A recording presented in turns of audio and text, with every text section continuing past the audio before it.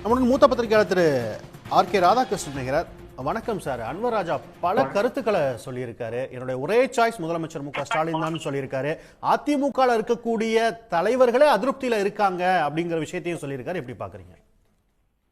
இது குறிப்பாக சிறுபான்மையினருக்கு என்ன இடம் இருக்கிறது அதிமுக என்ற கேள்வியைத்தான் அன்வர்ராஜாவினுடைய இந்த ஒரு பயணம், அதிமுக திமுக வர பயணம் குறிப்பிடுகிறது. இன்னும் சொல்ல போனால் 2021 அவரை கட்சியிலிருந்து நீக்கிறார். ஏனென்றால் பாஜக கூட தொடர்பு வச்சக்கூடாது என்ற அந்த கருத்தின் அடிப்படையில் அவர் பல விஷயங்களை அவர் பேசுறார். அதன் பிறகு அதிமுக தலைமை அதுல வருத்தப்படுகிறது. அதன் பிறகு அவரை நீக்கிறார்.